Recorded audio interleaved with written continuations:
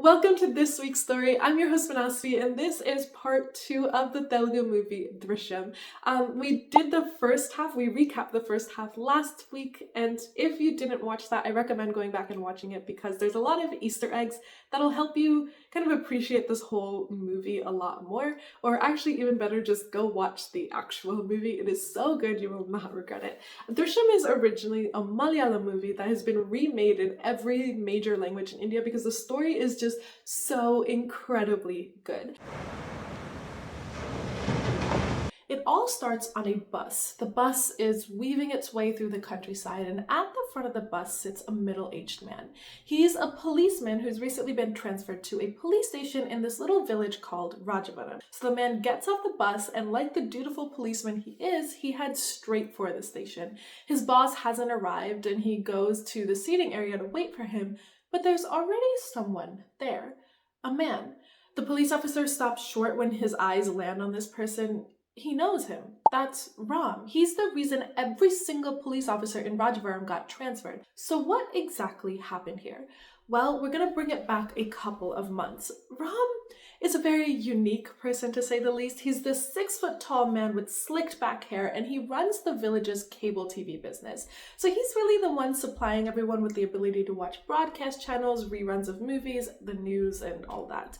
And ironically, he is an avid movie fan. In fact, he's such a big fan that he can't go 2 seconds before referencing a movie or someone related to the movie industry. Today, he goes into this little restaurant that's right below his shop, where we find out that an older farmer couple is having some trouble paying off their loans because there was no rain this season and their crops just didn't grow. And because of the crops not growing, they missed like 2 payments, so the person who gave them the loan, who also happens to be like a crooked cop named Veerabhadram, took away their son instead, and he's ordered them to pay back both the interest and the principal all at once, if they want their son back. From the brief interaction he has with the restaurant owner and Ram, you can tell that Veerabhadram is as crooked as they get. The next morning, at the crack of dawn, he hops on his motorcycle and heads home. The home is absolutely beautiful. It's at the end of the village, surrounded by green fields. There's a long winding driveway that leads up to a really cozy looking home. Inside, his younger daughter Anu is sleeping like the dead, and his older daughter Anju is sitting at her desk with a textbook open. From Anju, he finds out that his wife Jyoti is in the kitchen getting breakfast ready. A couple days later, Jyoti approaches Ram with a new request. She wants to go to a sermon on August 2nd with the whole family from 8 a.m. to 6 p.m. Ram says that he can't go, but if she wants to go with the children, he's completely okay with it. But the sermon can only be attended if you come with like everybody in your family. Anju and Anu join in on the conversation, so he changes subjects to Anju's nature camp. Anju, you took 2000 and went to a nature camp, right? Tell us all about it. It was very effective, Dad. We attended the nature camp in the morning and danced around the campfire at night. I even sang in front of the campfire. All of us enjoyed it a lot. We even took photos. That actually reminds me, one of the girls created a scene because some rich guy was clicking pictures of the girls on his mobile phone. Later that day, Ram takes the contractor that he met at the restaurant and shows him his little shed. Like, it's a shed that he owns outside of his immediate home property. He wants the contractor to renovate it because he can then rent it out for a little extra cash. The contractor agrees, and they're walking to the restaurant when Veerabhadram approaches them full of fire. He's pissed off because the contractor complained to his boss about him trying to get a bribe out of the contractor. Ram intervenes, and Veerabhadram gets mad because Ram is putting his nose in places that it doesn't belong. The two grab each other's collars, the village members break up the fight, but as Veerabhadram walks away, he swears that one day will be his day. One day he will have all the power over Ram. Meanwhile, Anju and Anu are walking with a small bag of groceries, arguing as sisters do. But what the two of them don't notice is a bright yellow car following them. Anu runs off into the house after one last spat, and no sooner is she out of sight does the yellow car pull up and block Anju's way. The pighead who had been harassing the girls at the nature camp gets out of the car. Varun had showed her a video literally a few feet away from her house. It's a video he recorded using a secret camera he put in the girls' changing rooms at the nature camp.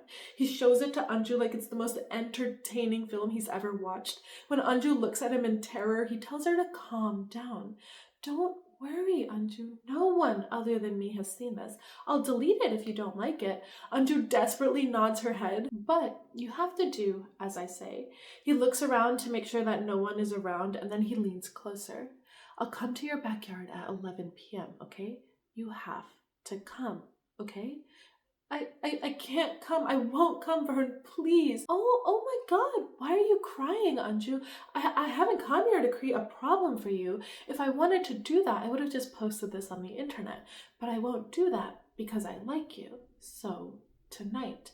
Anju starts begging. She doesn't want to come tonight, but Vern is a freaking piece of trash.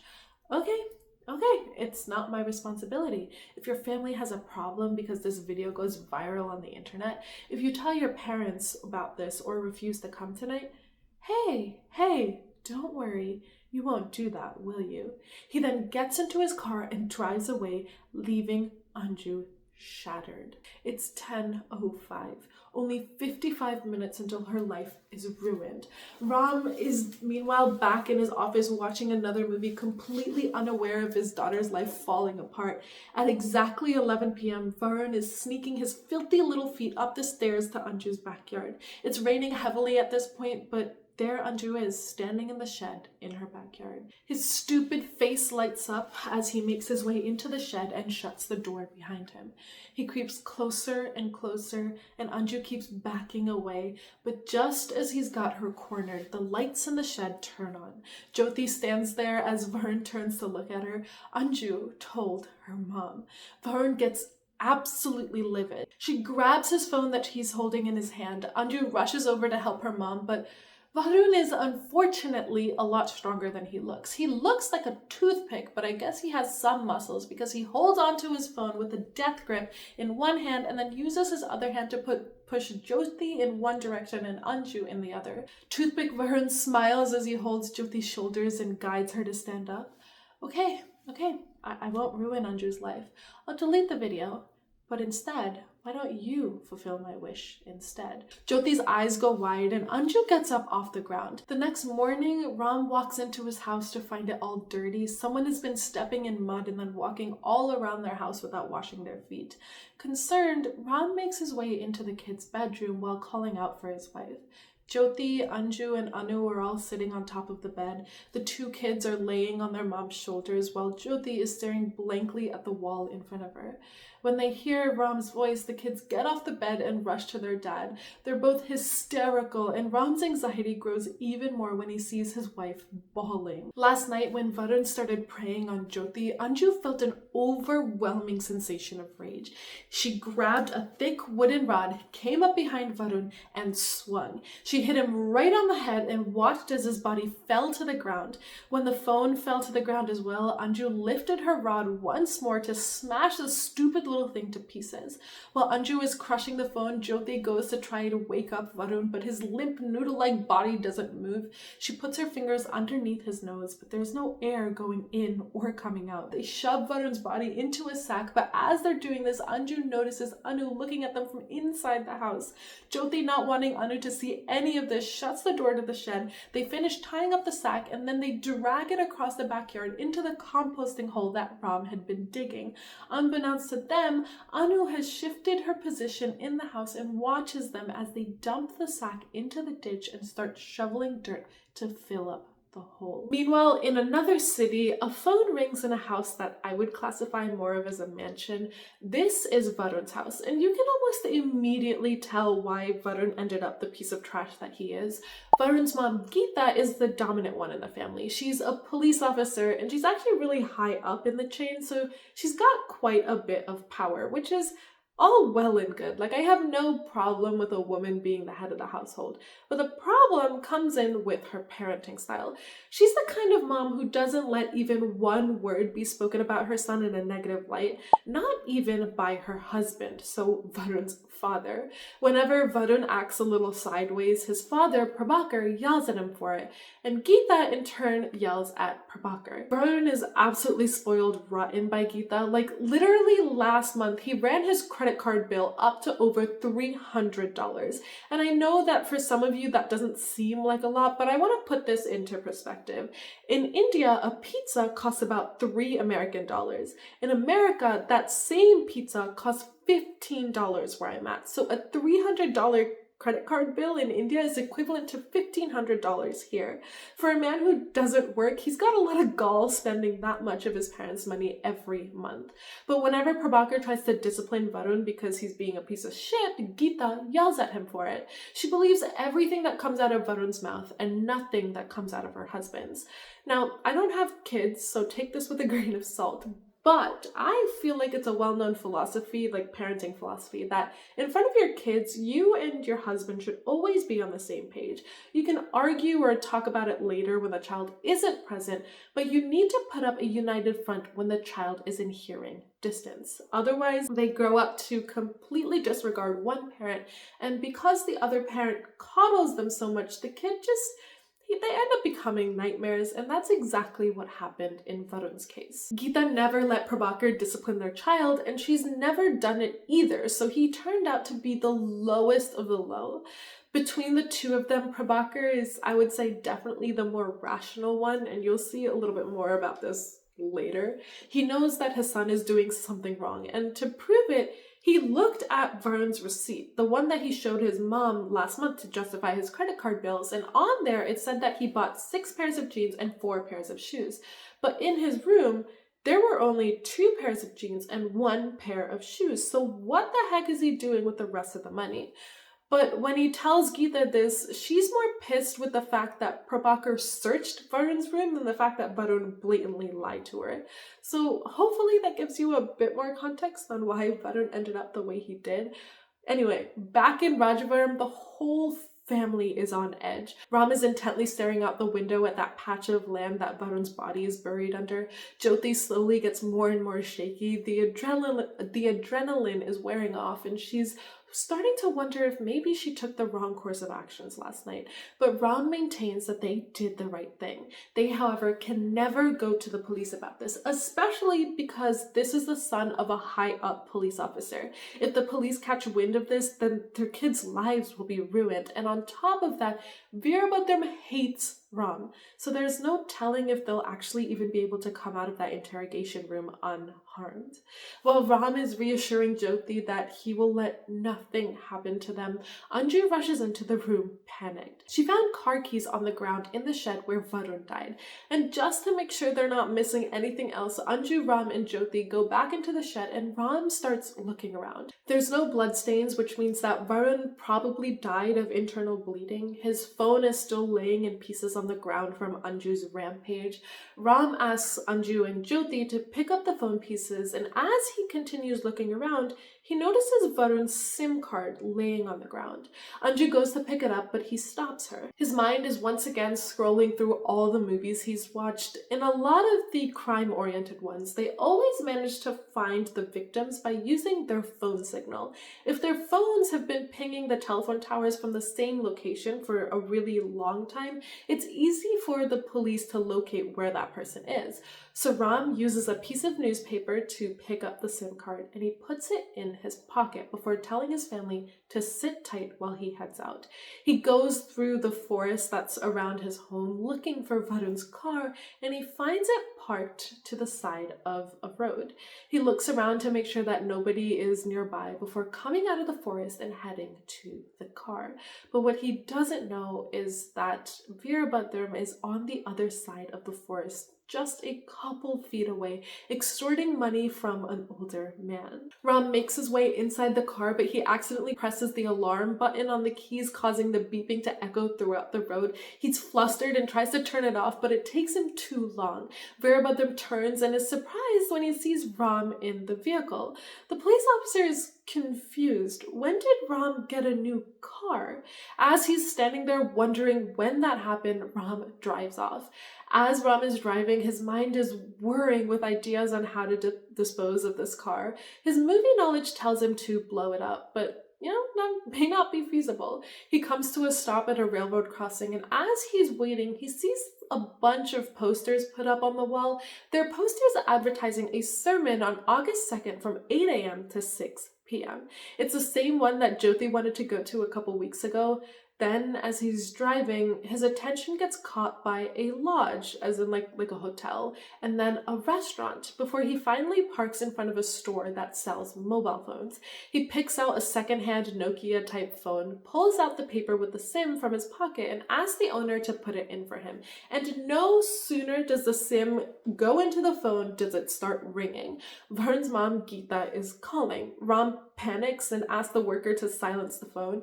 With that out of the way, he starts driving around again, and at some point he sees this like outside food truck type thing that's parked off to the side. So he pulls over in front of this truck that's also there so that the people eating the food at the stall can't see him. He wraps a cloth around the phone, gets out of the car as quietly as possible, and tosses the phone into the back of the truck. As he's walking back into the car, he remembers something that his brother-in-law said a while back. The grindstone factory his brother-in-law shut down. He makes his way over to Devarpalli, where the factory is located, and he finds that a part of the lake has been cut off because it's the part that the factory, it's either like the factory's property or it's been polluted and needs some time to be cleaned up. Anyway, he gets out of the car and he looks around. The area is surrounded by these big rock formations and it looks completely abandoned. When he's sure that there's no one in sight, he changes the gears of the car into neutral and he pushes the car all the way to the lakefront. He watches as the car slowly fills with water, and by the time he makes it back to Rajavaram, it's very late at night and it's raining cats and dogs. His first stop is at his office. Simhadri greets him as soon as he enters. "You're here! Oh my god, I thought you wouldn't come and I'd have to stay overnight again. How was the collection today?" "Not a lot since it was raining." Ram reaches into the box where they store all of the earnings from the day and he takes out all of the money. "I'm heading out of town for 2 days, so take care of things around here until then, okay? Where are you going?" "Vijayanagaram. Jyoti asks to go every year to this sermon that they hold over there. I found the time now, so we're going." He turns around and begins walking away when Simhadri calls out to him again. "Is everything okay?" Why would you ask that?" It's just that you look worried, that's why. I can see it in your face." Ram takes a moment to gather himself before turning around.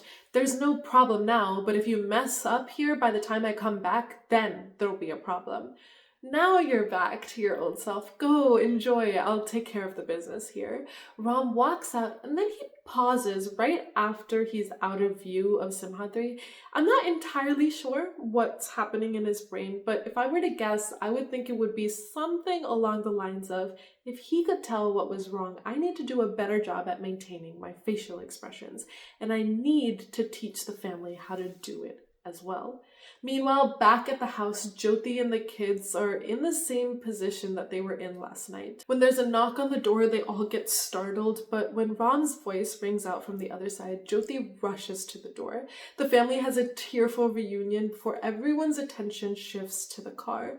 Jyoti and Anju want to know what he did with it, but instead of telling them, he goes to take a shower. And as he's making sure his hair looks good afterwards, Jyoti, Anju, and Anu look at him distraught. He turns around and smiles at them, and Jyoti is confused. "How are you not worried?" "Worried about what?" That guy." "What guy? No one came here. We don't know anything." Jyoti and Anju look at him like he's crazy, and Anju tries again. "But Varun. Varun? Who's Varun? I've never heard that name before." From now on, this is exactly what we say to everyone. It's our fear that'll get us caught. Before I came home, I went to the office, and as soon as Simhadri saw me, he asked me if there was a problem. If Simhadri can suspect that something is up, then others can as well. Anju, however, is still curious about the car, but Ram's lips are sealed. Instead, he tells him to go to bed because they're going out of town tomorrow. It'll be better for all of us if we just get away from all of this for a couple days. If anyone asks, just say that we went to the sermon. But Jyoti is confused. That sermon was yesterday. Bright and early the next morning, the entire family gets on the bus and they're immediately noticed by the bus conductor. The bus conductor conductor is this person on buses who go around making sure that everybody who's on the bus have tickets. And he's delighted when he sees Ram and his family on the bus. Ram literally never gets on the bus, so he can't help but be curious as to where they're headed today. Ram sticks with his guns. Jyoti wanted to see a sermon that's taking place in Vijayanagaram, so the whole family is going. He tries to hand the money to the conductor for the tickets, but the man refuses. Never once has the conductor taken money from Ram, and he never will. So their vacation begins. They head over to the temple where all the stuff that was set up for the sermon is getting removed, and sit there for a couple hours before heading to a nearby motel. Ram gets a room for them, and he can tell that Anju and Jyoti are spiraling. They can't stop thinking about it. They're so jumpy. Every knock on the door makes them jump. For every delivery Ram orders to the room, he rips up the receipts. Ram is trying his best to pretend that everything is normal. He takes them to a restaurant for lunch and even takes them to a movie. But this day out has a very different vibe than the one we saw earlier in the movie. And oddly enough, when it's time for them to go home, Ram separates Anu, the youngest daughter, from the rest of them. He pulls her to sit a couple seats behind where he, Jyoti, and Anju are sitting. Jyoti is both confused and worried. Anu is scared, but as the journey begins, she becomes friends with the bus conductor of this new bus. Ram looks back every now and then just to make sure that Anu is having a good time, and even talks to the conductor himself a few times. That night, it's raining once again as they make their way home, and almost immediately after they unpack, Jyoti, Anju, and Anu are in front of the window staring at where they buried Varun's body. Ram once again reasons with them. He's doing everything he can to protect them. All he needs from them is two things. One, he needs them to collect the receipts of every little thing they buy from now on, regardless of how small that purchase is. Two, he needs them to stop being so afraid, to forget. But the act of forgetting is a lot harder than it sounds, and Anju can't help but stare at the mound where Varun's body is every time she leaves the house. Ram notices and finds his eyes going to the old composting hole more often too. And that's how the next few weeks go. The entire family tries to live as normal as possible. The kids go to school, Ram goes to work, he also sits at the restaurant talking to people while drinking tea like usual, but they can't help a few slip-ups. Ram unknowingly starts alerting Veerabhadram that something is wrong because Veerabhadram is harassing people out of pocket money on the streets, and Ram just walks away. Usually Ram would pick a fight with him, but he's not. While all this is brewing in the village, Geeta is in her office wondering where her son is. She gets her police colleagues involved in finding him, but she's fairly unworried that her son hasn't contacted her in days. I'm assuming that this isn't the first time that this has happened, because she simply looks at the location of his phone and has realize that he's probably out enjoying with his friends. Her world really only falls apart when she gets a call that Varun's yellow car has been found submerged underwater in a river in Devarpalli. Two folks had been fishing in the river when one of them decided they wanted to go for a little dip, and they saw the car. The car gets lifted out, and as soon as Geeta gets there, she knows something is wrong. That car looks like it's been underwater for weeks. Prabhakar wants the entire river searched, but the police in charge of the area where the car was found are already way ahead of him. They made sure that Varun was nowhere in the river, and Geeta orders this issue to be wrapped up before the media can sniff it out, and later that day she gets a debrief on the situation. The police are slightly worried because there are some things in the locations that were pinged by Varun's phone that just don't match up. His phone went out of service for a bit and then came back in service miles away from where it went out, and then it did a bunch of driving before completely turning off again. Geeta wants the phone numbers of everyone Varun called that day, but as she's saying this, she gets new information.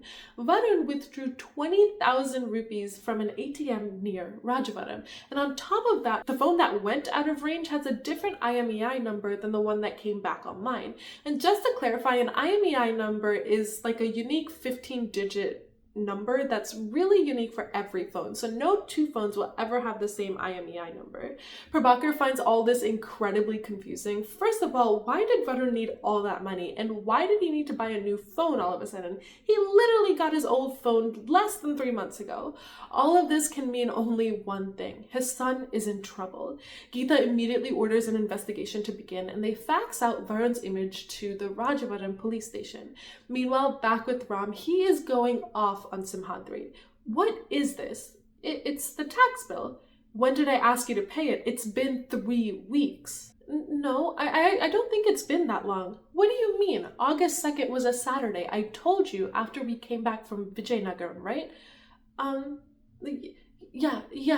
Back at the Rajapuram police station, the big boss, Naveen, is looping in all of his officers. He shows them a photo of Varun. His name is Varun. He's the son of Inspector General Geeta Prabhakar. He's been missing since a few days, and according to his cell phone records, he was in our village on the 2nd day of this month. He then picks up another photo. This is Varun's car, AP21BN6215. This car was recovered from a quarry near Devarpalli. Veerabhadram looks at this car and his wheels start turning. He saw that car. He saw that car when Ram was getting into it. His wheels turn a little bit more as he remembers Ram walking away while he was harassing somebody on the street for money. And almost like luck is completely on his side, he sees Ram walking into the restaurant where their feud started. He crosses the road and enters the restaurant too, and he positions himself a couple feet away from Ram so that Ram can't see him, but he can see Ram through a mirror on the wall. So Veerabhadram's face is completely opaque to Ram, but Ram's face is completely visible to Veerabhadram. And then Veerabhadram does what he does best. He harasses one of the restaurant workers to give him money. Ram doesn't look up from the magazine that he's reading to stop him, so he goes a little further. He demands a pack of cigarettes from the restaurant owner, and one of the workers walks up to him. What, you don't want your special tea today? I don't have time for that. I have a serious case at hand. I have to go. What's the case about? Veerabhadram turns his head slightly to get a better look at Ram through the mirror. Someone drowned a yellow Marthi in the quarry near Devarpalli. Ram's head shoots up for a quick second and Veerabhadram's smile grows. That's all the proof he needs. Wait, but that's not our jurisdiction. Why does it matter to us? We don't have a choice. We've received orders from the IG to investigate. Did that car come to our village? If it did, what house did it go to? He leaves after confirming his suspicions and immediately gets to work. He tries to convince the other amicable police officer right outside the restaurant. I saw him get into that car with my own 2 eyes, I swear. The other officer motions with his eyes that Ram is coming out of the restaurant. And when Ram is once again a couple feet away from Veerabhadram, Veerabhadram picks up again. I just tested my theory. When I mentioned the car, he looked up so scared. I can prove it to you.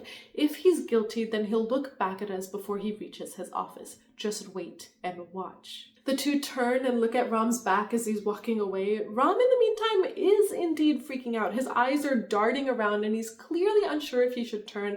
But as he rounds the corner and doesn't spare the 2 officers another glance, Veerabhadram's face falls, and the other officer now knows for sure that Veerabhadram is trying to frame Ram.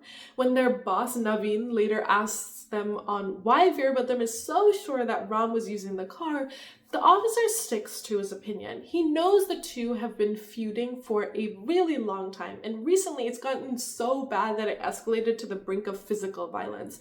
So it only makes sense that Veerabhadram is trying to frame Ram for all of this. All the other officers agree as well. I mean, they all love Ram. He's such a good person. But the singing of Ram's praises get interrupted when Veerabhadram comes in with a book. It's clearly written in the book that he went to that house in the forest on August 3rd. So if what he said about that was true, then surely they'd believe him when he said that he saw Ram there, right? At the edge of town, Ram is preparing his kids for what's to come. Where were you both on August 2nd? Anu turns to look at Anju and Anju speaks up. We went to attend the sermon in Vijayanagaram. When did you come back? Anu answers this time. The next day, it was a Sunday. What time did you come home? We were home by the evening. Where did you go for the sermon? Vijayanagaram? Ram looks closely at Anu. Where did you go in Vijayanagaram? Anju tries to speak up, but Ram holds up his hand before turning back to Anu. We went to the temple. It was at the temple? Are you sure? It was. It was in the main hall of the temple. Jyoti can't keep silent anymore. She's confused as to why Ram is interrogating Anu. Does this mean that the police are coming?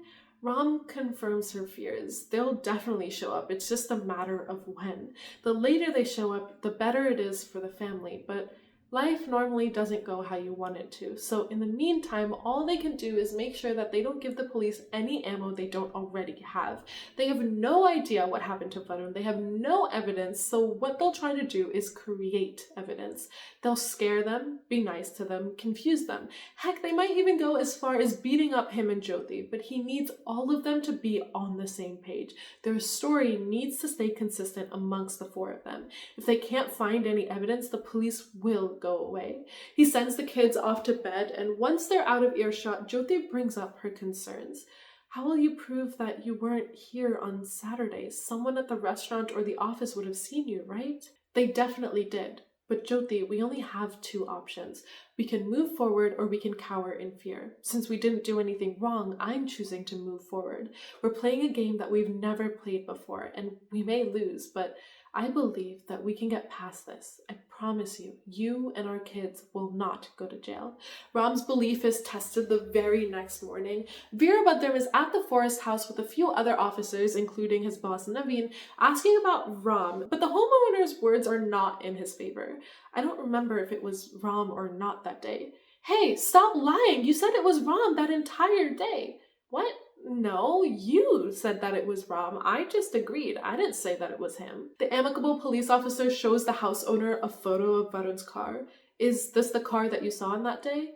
I saw a yellow car. This car is also yellow. Yes, but I don't know if this car is that car. Veerabhadram is getting angry because this man is doubtful of literally everything. But I mean, no one is really gonna be here trying to frame Ram for someone like Veerabhadram.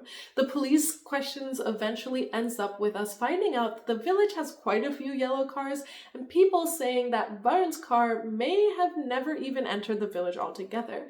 Veerabhadram gets angrier and angrier to the point where he explodes, but Naveen yells at him for exploding on people who are really just trying to help with the investigation.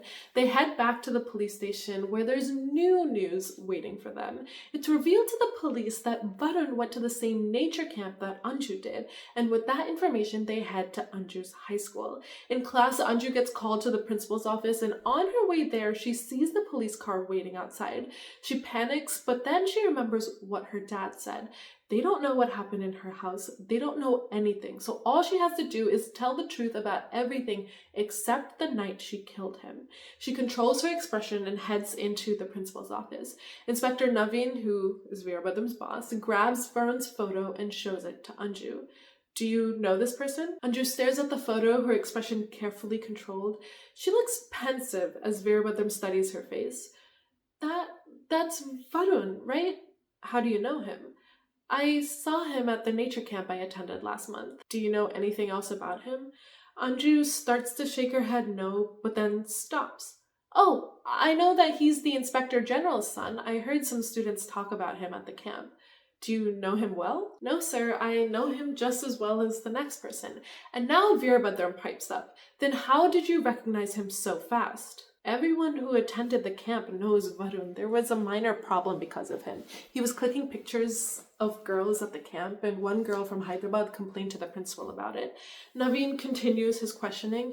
Did you meet with Varun after the camp was over? No, sir. What happened? Is there a problem? Veerabhadram once again pipes up. Yes, we have information that you met with Varun in the village. Anju stays calm. Instead of becoming flustered, she asks a question right back. Did Varun say that? Veerabhadram stutters. Yes. He must be lying, sir. Did he come to your house at the beginning of the month? No, sir. Wait a minute, what day did you say? The 2nd of this month. It was a Saturday. Why, do you remember now? We weren't even in the village that day, sir. We went to a sermon in Vijayanagaram. And so the questions that Ram had trained his daughters for began. She answers them all calmly and respectfully, and they let her go. But later that afternoon, they show up at Ram's house. Jyoti comes out, but almost as soon as they start talking to her, Ram appears, and Veerabhadram is suspicious. Why are you home at this time? You're never here during this time of day. We got a call from school saying that you came looking for Anju at school. Jyoti got scared and she called me, and I went to the station, but they said that you guys were over here, so I came back. They all head inside and they ask Ram and Jyoti the same questions they asked Anju. But unlike Anju, Ram and Jyoti say that they don't know Varun. They've never seen him. Veerabhadram doesn't believe them. He reveals that he saw Ram getting into the car. That piece of information flusters both Ram and Jyoti. The more Veerabhadram eggs them on, the more flustered Jyoti gets, and in the end she spills that they weren't even in town that day. Veerabhadram smiles. "I've got you. What more proof do you need, sir? I said I saw Ram in that car, but I never said when. So how do you know the days I'm talking about?" Jyoti's visibly shocked, but Ram, he's laughing. Naveen is bothered by this. "This is a serious case, Ram. How can you just laugh like this?" "Well then, what do you want me to do? You know how schools are. They're afraid that their reputations will get ruined if they're accused of a crime. So they told Jyoti everything, including the dates. That's why she's been so shocked since she got that call from the school principal, and why she called me." Naveen nods and then brings the questions back to what Veerabhadram saw, and Ram once again sticks with the same story. They were in Vijayanagaram from 8 a.m. of the 2nd to the evening of the 3rd. He even provides proof in terms of receipts that he gathered from the bus ticket to the hotel bills to the restaurant bills. And to top it all off, he ends with the fact that everybody knows. Everybody knows that Veerabhadram hates him, so it's clear why Veerabhadram says he saw him. The police leave, but on their way out, Naveen stops. He takes a look around. "How much land is this?" "About 5 acres, sir." Naveen nods, and then, with everyone in tow, he leaves. To him, it really is starting to feel like Veerabhadram is trying to frame Ram, but Veerabhadram holds firm that he has no reason to. Later that night, the entire family is laying in bed wide awake. Anu is worried that the police will come back, but Ram knows for sure that they will. And he's right, because as Naveen tells Geeta about what Veerabhadram saw in their investigation, she's sure about one thing. He's a villager who couldn't even pass the 5th grade. No matter how much he wants to fool us, he'll slip up somewhere. So I want Ram and his family here tomorrow morning with all the evidence they showed you. The next morning, Ram's family gets called into the station and split up into different interrogation rooms. The news spreads like wildfire across the village as the police begin their investigation. "What time did you leave?" "We left by bus at 5:30 in the morning." This is Ram, by the way. "Why didn't you show us the bus ticket of that morning?" "The bus conductor is my husband's friend. He refused to accept any money from us." That was Jyoti's answer. "What time did you reach the temple?" This is Ram again. "I think it was around 8:30 a.m. The program had already begun." While Ram and Jyoti state the exact times, the kids are not as precise. Ram knew that it would be suspicious if all 4 of them said the same exact thing, so instead he asked the kids to be more vague. So when Anju is asked his questions, she says that she doesn't know the exact time, but the sermon had already started by the time they got there. The police moved to a different tactic with Anu. They try to confuse her. "Your dad said that the sermon started a half an hour after you got there." No, I'm sure the program had begun by the time that we got there." Meanwhile, outside the station, all the villagers are protesting. Ram is loved throughout the village, and people won't stand for him being dragged to the station because of something someone like Veerabhadram said. Leading the charge are Ram's father and brother-in-laws. They want to go inside, but the police are refusing. Inside, Geeta is getting frustrated. The little kid, Anu, isn't getting confused. The entire family is saying the same thing, and the investigation is going nowhere. Geeta gets up to shout more orders at Naveen, but they're interrupted when Prabhakar's phone rings. It appears that the media has gotten a whiff that a family is being investigated regarding Varun's missing case. Geeta shakes her head. It's fine. She doesn't care about that. She turns back to Naveen. "What do you think about this?" "They're a lot more adamant than I gave them credit for. They're all on the same page and not budging despite all the ways that we're trying to confuse them. Particularly that little girl, Anu, she's not even a little bit scared. I'm really surprised by that." Exactly. Don't you think it's strange that the small kid is so confident? Prabhakar tries to be the devil's advocate for a second, but what if they're telling the truth? What if the officer is lying? But Geeta doesn't want to hear it. She knows one thing for sure. They know something about Varun. Veerabhadram suggests that they do a lie detector test, and Geeta is appalled. Who the heck gave you a police job? You can't just go out giving lie detector tests to whoever you want. You need a court order, and in order to get a court order, you need to prove that they've lied about something. But all the evidence supports their claims. You know what? I want every single character in that story that they told us in front of me tomorrow. Not only that, if Ram didn't go to the sermon on Saturday, that means he was in the village. And if he was in the village, that means that he must have gone to the office, right? Find out where else Ram goes apart from the office. But that one's easy. Everyone knows that he goes to the restaurant right below his office. So she orders that they bring in all the office and restaurant staff. Ram and his family get sent home, and Jyoti feels like she can finally breathe a sigh of relief. It's all over now, but her bubble pops when Ram tells her, not yet.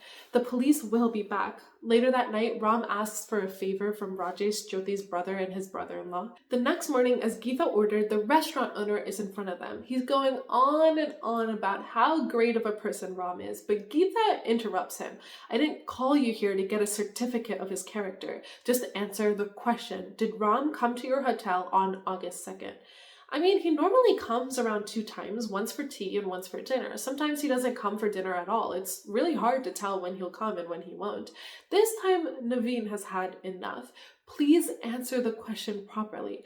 On August 2nd, how many times did he come to the restaurant? Well, he must have come twice. Wait, hold on. I was wrong. Ram wasn't even in town on the 2nd. He went to a sermon in Vijayanagaram. He remembers clearly because Ram came back and told them all about all the good words that were said during the sermon. Geeta asked him about what Ram told him. Of course, some of it is generic stuff like, like you'll have a good life if you follow what I say.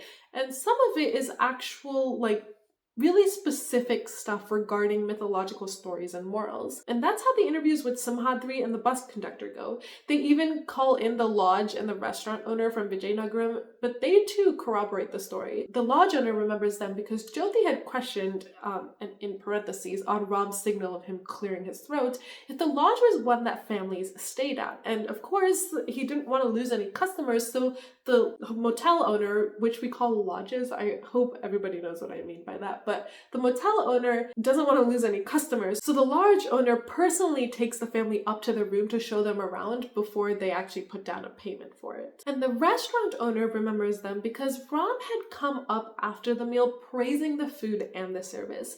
Even Anu told the restaurant owner that she loved the biryani. Geeta is flabbergasted. How the heck did Ram stay at home on the 2nd and the 3rd but still meet all of these people on the same day? What kind of mystery even is this? She even calls up the person who gave the sermon, and after listening to what Geeta told him about what Ram had said about the sermon, he too agrees that they must have been at the sermon that day. It's just way too detailed and accurate for it to have come from somewhere else. On top of that, the stuff he said at the sermon were things that he never publicized. The next witness is a movie theater owner, the one that they went to in Vijayanagaram. The owner clearly remembers Ram and his family there on the 3rd because while Jyoti and Anju were getting tickets, Ram and Anu had gone into the projector room to talk to the projector operator. Geeta shoots Veerabhadram a look as tears start welling up in her eyes. Her and Prabhakar take a moment as Prabhakar tries to console a spiraling Geeta. As she wipes her tears, Geeta knows one thing for sure. Ram and his family are lying. She was trained to find liars by their behaviors, and she just knows that Ram is lying. Maybe she underestimated the man who didn't even make it to 5th grade. They head back to the main room where all the police officers start singing praises about Ram. They tell her all about how he started off at this low-level jobs before eventually becoming the owner of a few small businesses. They fill her in about how he managed to learn Hindi, Tamil, and English just from watching movies. And that piques Geeta's attention. Someone who's so obsessed with movies would definitely be cunning enough to spin up a story like this. They call over the next witness, who's the bus conductor that Anu had a conversation with on the way back from Vijayanagaram. He too remembers Ram and exactly what the family was there for. This time though, Geeta gets up in the man's face. Your memory is impressive. Not only do you remember the people, but also the day and the reason they were there. What an amazing memory you have. And when you think about it, it's actually crazy. It's been 25 days since that day, and yet not only does the bus conductor, who sees hundreds of faces a day, know who they are, but he also knows where they were and what they were doing the day before. All of that questioning makes the bus conductor crack. I actually don't remember what they told me that day. We spoke about August 2nd when he met me the other day. Turns out that Ram's family had bumped into him a few days ago at the bus terminal. Anu was the first to say hi. Ram, however, didn't recall his face, so Jyoti tried to fill him in. He's the bus conductor from that day that we were coming back from the sermon. And that is all Ram needed to remember. Right. You're the conductor of the bus we boarded on August 3rd after attending the sermon on August 2nd, right? The conductor enthusiastically nods his head while all the time not realizing that Ram was actually conditioning him. And actually, that's what he did with every single witness. Some of them, like the theater owner and Simhadri, he went to meet alone and remind them that the second and the third they were out of town, while others, like his bus conductor friend and the restaurant owner, he had met with his entire family. And to top it all off, the person who led the sermon calls back. Apparently, a few of his disciples had recorded his sermons, and a lot of people had bought the recordings at the temple. The temple recorded the name of everyone who bought it, but Ram's name didn't appear on there. So basically what he's trying to say is that Ram could have gone back and, bought the CD for the sermon, but his name isn't showing up in the records, so it's kind of still unclear on if they went to the live sermon or they just bought a recorded one. Naveen thinks that Ram could have used a different name so that he didn't show up in the records. Geeta's wheels are turning as she remembers all the witness testimonies, and it finally clicks. He created events that never happened. They didn't go anywhere on those 2 days, but he made everyone believe that they did. What's the speciality of movies? Scene. Which, by the way, in Telugu is Drushyam, hence where the name of the movie comes from. Anyway, a person might not remember words, but will always remember what they saw. They traveled for 2 days. That's not a lie. They did go to Vijayanagaram and stayed there for 2 days. This is why they didn't change their statement. In reality, they must have traveled on the 4th and the 5th. Veerabhadran points out that the kids didn't go to school from the 4th to the 6th, but the amicable police officer pipes up that Ram did say that his wife and kids got sick on those days. He'd even showed them medical bills as proof.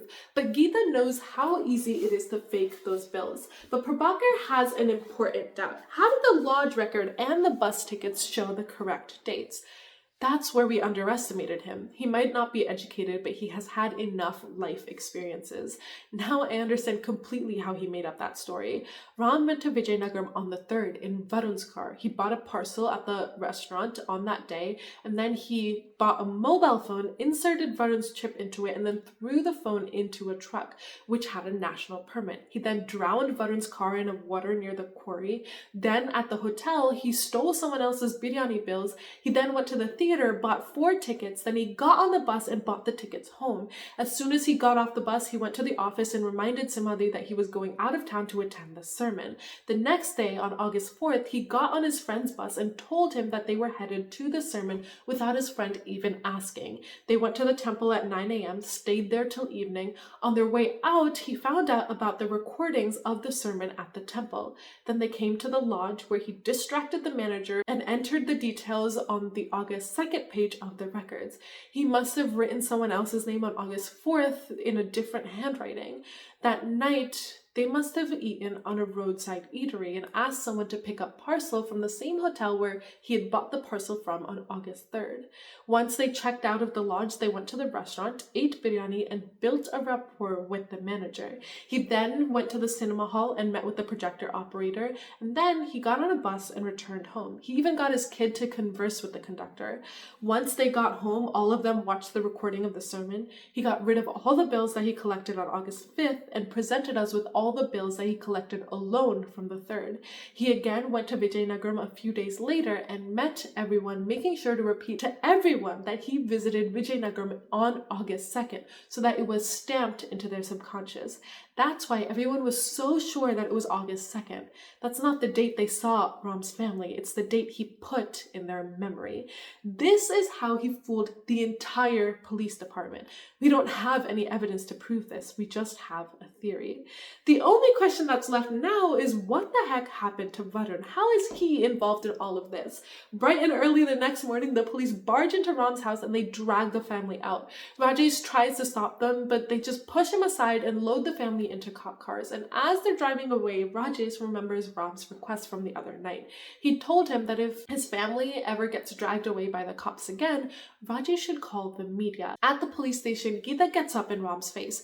Where is my son? Ram just sighs. He doesn't know what else to say to convince her that they were not in town on that day. Realizing that she's not going to get through to Ram, she moves to Anju. Why did Varun come to meet you? How are you and Varun related? Anju also sticks to her story. She's never met him after the camp. And at this point, Geeta has had it. She starts threatening them. The interrogation rapidly turns into one that uses physical violence. Veerbhadram's day of power has finally come and he doesn't hold back as he slaps Ram. Jyoti and the kids are crying, begging Veerbhadram to stop, but the police hold them back and make them watch as Veerbhadram kicks Ram over and over again. Just as Veerbhadram is about to begin another bout of violence, Geeta stops him. Ram gets up and smiles at his crying family. Geeta heads towards Jyoti and asks about Varun again, but once again they say that they don't know what happened to him. Geeta once again motions towards a few female police officers, and this time Jyoti and Anju start getting beaten. Ram can't stand to watch, and Anu starts cowering in fear and tries to hide behind another officer. Geeta orders another pause in abuse when she's informed that one of Varun's friends is outside. As soon as she leaves, Veerbhadram's gaze turns towards Ram once again. He rushes up to him to kick him again, but gets yelled at by the amicable police officer. Veerbhadram is forced aside as the nice officer gets down to Ram's level and puts a comforting hand on his shoulder. He tries to convince Ram to tell him what he knows, but Ram holds firm. He's told him everything that he knows. Meanwhile, in the other room, Geeta shows Varun's friend a photo of Anju, asking if he knows her. He shakes his head no, but it seems like no isn't a word that exists in Geeta's diary. She starts threatening him too. I know you were the last one to talk on the phone with Varun before he went missing. If you don't tell us what you know, I know other ways to get you to spill. I swear I'm telling you the truth. I did answer when he called me, but he didn't tell me where he was going. Fine, then what's the relationship between Varun and Anju? And he tells them. He tells them about how Varun snuck into the girls' bathroom at the nature camp and put a camera in there while he stood guard. And as soon as Varun came out, he started drooling like a pig at Anju's video on the phone. He even tried to get Varun to share that video with him. I mean, it's what Varun always does, but this time Varun refused. He said that this one was special. Hearing this, Geeta at least has the morality to look a little uncomfortable, but when she finds out that the media is waiting outside, she gathers herself. She won't be talking to the media though, and she won't tolerate anyone entering this space. It's time to end this whole thing. She walks back to the main area and goes straight up to Ram. I found out about the video. Ma'am, I really have no idea what you're talking about. Geeta's eyes turn red. She turns around and heads straight towards Veerbhadram. I need to know the truth, Veerbhadram. Do you understand?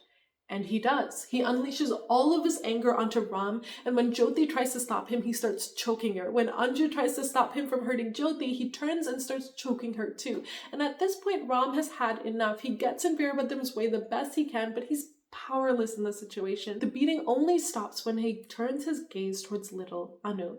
He gets down to her eye level. If you don't tell the truth, I'll kill your parents. He grabs her by the shoulders and starts shaking her as Anu looks at her parents. Geeta calls Veerbhadram over before he can go any further and whispers something to him while Prabhakar tries to get Ram to stop being so stubborn. In the end, the family is let go. But as they're walking away, they realize that Anu is not with them. Anu instead is standing in front of Veerbhadram as he shows her a photo of Varun. He starts threatening her again, and Anu is trying her best to stick to the truth. Outside, Anju has had enough. She wants to confess, otherwise they might kill Anu. Jyoti also agrees, but instead of Anju, she'll take the blame. It's just better that way. But Ram talks them down. They didn't come this far just to get arrested now. He's sure that they won't do anything to Anu. Inside the room, Prabhakar is trying to talk some sense into Geeta while Veerabhadram looks at them. What they're doing is illegal. They've put the family through so much, but not a single word came out of them. If Veerabhadram is lying and she's going this far based off of some low-level cop's lie, it'll mean trouble for them all. That causes Veerabhadram's anger to boil. He turns back to Anu, lifts his hand and slaps her across the face. He then lifts his foot, but Anu cracks in time with Geeta's scream. Poor Anu lifts her hands, begging for her life. Don't kill me. I'll tell you everything. Veerabhadram is all smiles as he looks at Geeta. They leave the room with Geeta holding Anu's hand in a tight grasp. And Anu sees her parents a few feet away. She tries to go over to them, but Geeta pulls her back and starts leading her away. Ram follows them, but Veerabhadram gets in the way. Where are you taking my daughter? To the place where you buried Varun. Everyone, as in literally everyone, Ram's family, the media, the police, the villagers, Geeta and Prabhakar, they all gather at Ram's backyard as officers start to dig up the place where Anu pointed them to. Everyone is on the edge of their seats trying to see if the body will really show up. During the waiting, Rajesh and Jyoti's father show up and start explaining everything to the media about how the police officers beat up his daughter and her family, about how they're being accused of killing someone, and about how much Veerabhadram hates Ram and wants to frame him. Eventually, they've dug so far, the police officers who are digging have dug so far that the smell of something rotten hits their nose, and the digging finally stops when they hit something solid. Everyone leans forward, Geeta's breath stalls as she looks inside the hole to see a sack. Anu rushes back to her father, apologizing. She told them everything because she was scared when they started hitting her. Ram simply picks up his kid and tells her that she's fine. He's not angry. She did the right thing. Meanwhile, the officers lug the sack out of the hole and open it up. Geeta and Prabhakar's eyes widen and they turn to stare at Ram, who stares at them right back. The camera pans to show what was in the sack. It was a pig carcass. Ram immediately leaps into action as he goes to his brother-in-law in front of the media and spills everything about how they abused his family. He pins everything on Veerabhadram, whose blood boils. He runs towards them like a brainless idiot intent on smacking Ram again, and when Rajesh gets in the way, he slaps him too. That causes outrage in everyone, and they all gang up to beat up Veerabhadram. They leave Veerabhadram to be abused by the crowd, while Geeta and Prabhakar are led away. A few days later, the case explodes in the news. Veerabhadram has been suspended. All the other officers at the station were transferred. Geeta was sent on leave. And to top it all off, the court has ruled that if a police officer ever wants to examine Ram and his family again, they'll need court orders. In the next few days, there's a new headline in the papers. Geeta resigned from her position. Jyoti rushes to show Ram this, and she can't help but feel like maybe this was all because of them. After all, even though Geeta was a police officer, she was also a mother. It just doesn't feel right to do this to her. But Ram writes this off as Jyoti just being a good person. That's the only way she can think like this. I mean, imagine if the roles were reversed. If something happened to Anju because of that video, would she not have protected her own son at the cost of Anju? Every person is self-centered. That's the essence of being a human, so it's a moot point to feel bad about this. But Jyoti has one lingering question. When did you move the body? On Sunday, after I drowned the car in the river. Where did you put it? No, Jyoti, no one should know this secret. It'll remain with me until I die. That is what will keep you safe. Did you think that Anu would last till the end without telling them anything? Honestly speaking, everything I expected was wrong. You were all a lot more adamant than I gave you credit for. Poor Anu, she tolerated everything for so long. He holds Jyoti's hands. It's because of me that you all went through so much. I'm sorry. Jyoti puts his worries to rest. I mean, he did all of this to protect them, so she won't let him feel bad about it. Just then, Anju calls out to her dad in a panic. The police are back. Almost immediately, the people nearby come to protect Ram, but it looks like this time they didn't come with the intent to beat him up. Instead, they came because Geeta requested to talk to him one more time. He meets with them in the middle of an open field, and Prabhakar is the first one to speak up this time. She's not here as a police officer today. She's here as a mother of a son who went missing. Varun was born when we thought we would never have kids of our own. Maybe that's why we spoiled him so much, but We never thought that it would make us feel so guilty today. When we thought about the whole incident, we understood one thing. As parents, we failed in our duty to teach our son the right values. We caused your family a lot of pain, both knowingly and unknowingly. We're very sorry. Please forgive everything and forgive us.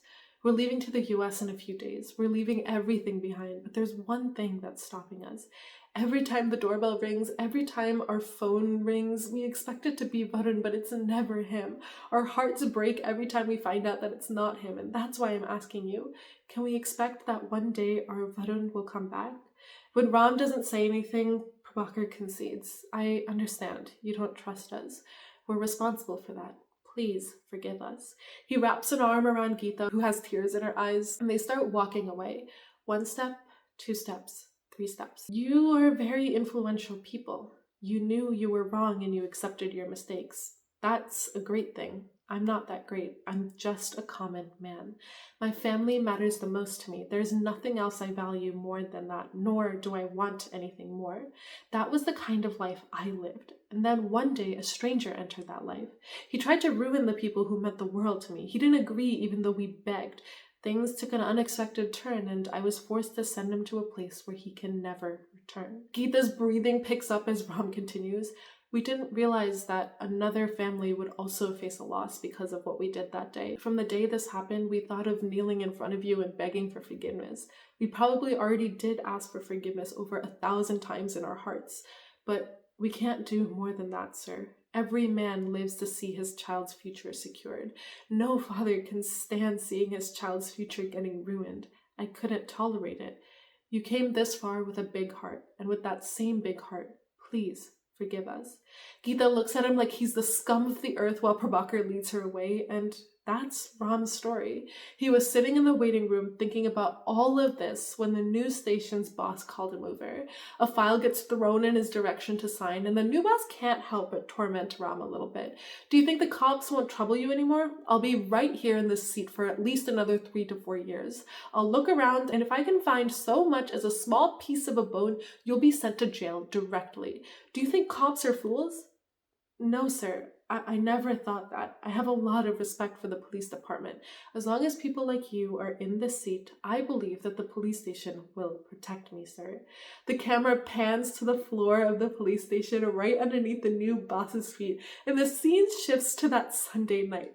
Ram dug a new hole, pushed the sack with Varun's body into it, and covered it all up before stepping on him. The new hole is right underneath the feet of the new police head in Rajapuram. He'd gone through those very rooms, down those very same stairs more times than anyone would ever know. And that is where the movie ends. What did you guys think? I thought it was a masterpiece of a movie. It's one of those movies that, like, the story is unfolding in front of your eyes, but you can't really piece it all together until the end. And I'm not sure how many of you watched my Gurachari recap, but one of the things I didn't like about that movie was that there was no Easter eggs, which meant it wasn't that great of a rewatch, but this one did the Easter eggs perfectly. The first time you watch it, you miss a lot of things that they planted earlier on in the story, so if you choose to watch it again, it's really pleasant when you realize how the whole story gets set up. I also want to know, what are everybody's thoughts on this situation? I think everyone can agree that Varun is a piece of shit, but do you think Ram handled it correctly, I guess? I feel like if I was in his position, I would have done the same exact thing. I don't expect everyone to agree with this sentiment, but I do agree with Ram that humans are inherently self-centered.